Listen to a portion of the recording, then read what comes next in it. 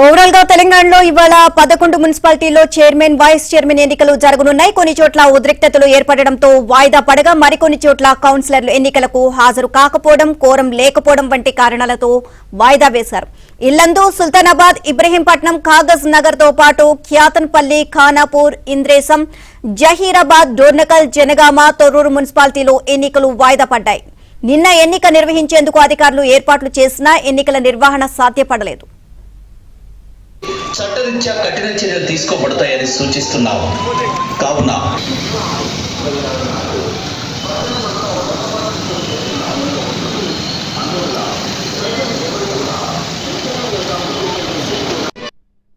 ఉమ్మడి వరంగల్ జిల్లాలో ఇవాళ 3 చోట్ల ఎన్నిక జరగనుంది. తొర్రూరు, జనగామ, డోర్నకల్ మున్సిపాలిటీల చైర్మన్, వైస్ చైర్మన్ల ఎన్నిక నిర్వహించనున్నారు. నిన్నటి గొడవ నేపథ్యంలో తొర్రూరులో భారీగా పోలీసులు మోహరించారు. ఎన్నిక ప్రక్రియ ముగిసేంత వరకు తొర్రూరు వాసులెవరూ బయటకు రావద్దు అని హెచ్చరించారు.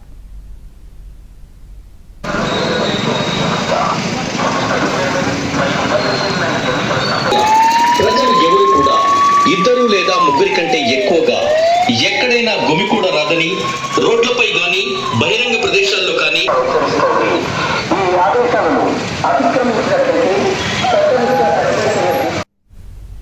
అటు ఉమ్మడి ఆదిలాబాద్ లో 3 చోట్ల మున్సిపల్ చైర్మన్ల ఎన్నిక జరగనుంది. కాగజ్ నగర్, ఖానాపూర్, ఖ్యాతన్పల్లి మున్సిపాలిటీల చైర్మన్, వైస్ చైర్మన్ల ఎన్నుకోనున్నారు. 3 చోట్ల ఎక్స్ అఫీషియో ఓట్లు కీలకం కానున్నాయి. కాగజ్ నగర్ లో కాంగ్రెస్, బీజేపీ మధ్య అవగాహన కుదిరింది. కాంగ్రెస్ కు చైర్మన్, బీజేపీ వైస్ చైర్మన్ ఇచ్చేలా ఒప్పందం జరిగింది. ఖ్యాతన్పల్లి మున్సిపాలిటీ చైర్మన్ పీఠాన్ని ఎలాగైనా దక్కించుకోవాలని కాంగ్రెస్ చూస్తోంది. అందులో భాగంగా మంత్రులు వివేక్, పొన్నం ప్రభాకర్ రంగంలోకి దిగారు. మరోవైపు నిన్నటి ఉద్రిక్తతల నేపథ్యంలో పోలీసులు అలర్ట్ అయ్యారు.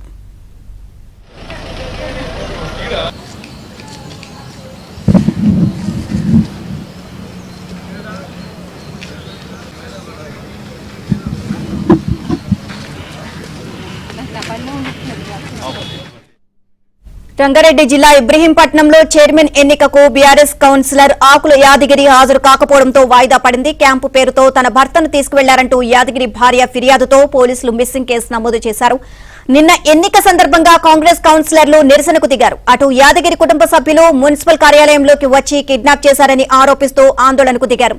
పరిస్థితి గందరగోళంగా మారడంతో ఎన్నికను వాయిదా వేశారు. ఈ సందర్భంగా పలువురు కాంగ్రెస్ కార్యకర్తలు మున్సిపల్ కార్యాలయంపై రాళ్లు విసిరారు. ఈ ఘటనపై ఎన్నికల సంఘం తీవ్రంగా స్పందించింది. నివేదిక అందించాలని అధికారులను ఆదేశించింది. ఇవాళ జరిగే ఎన్నికకు ఎస్ఈసీ పరిశీలకుడిని పంపి స్వయంగా పర్యవేక్షించాలని నిర్ణయించింది.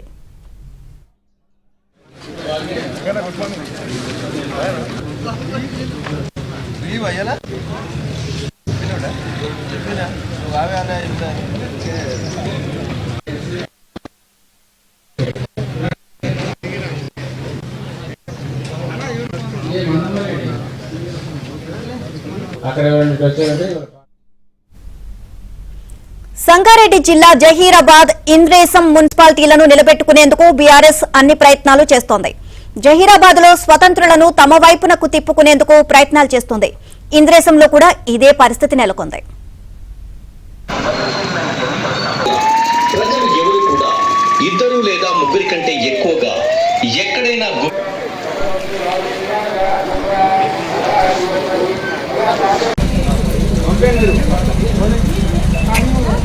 only candidate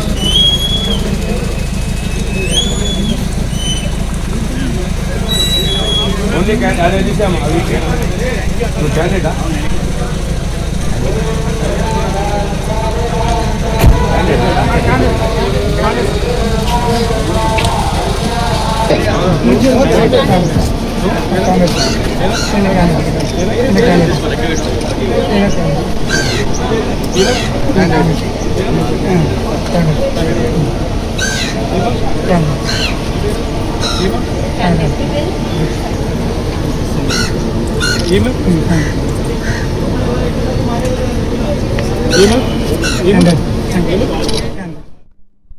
సంగారెడ్డి జిల్లా జహీరాబాద్, ఇంద్రేసం మున్సిపాలిటీలను నిలబెట్టుకునేందుకు బీఆర్ఎస్ అన్ని ప్రయత్నాలు చేస్తుంది. జహీరాబాద్ లో స్వతంత్రులను తమ వైపు తిప్పుకునేందుకు ప్రయత్నాలు చేస్తుంది. ఇంద్రేసంలో కూడా ఇదే పరిస్థితి నెలకొంది. ఇద్దరు లేదా ముగ్గురి కంటే ఎక్కువగా ఎక్కడైనా గుమి కూడా రాదని, రోడ్లపై గాని బహిరంగ ప్రదేశాల్లో కానీ ఆదేశాలను అతిక్రమించినట్లయితే చట్టరీత్యా కఠిన చర్యలు తీసుకోబడతాయని సూచిస్తున్నారు.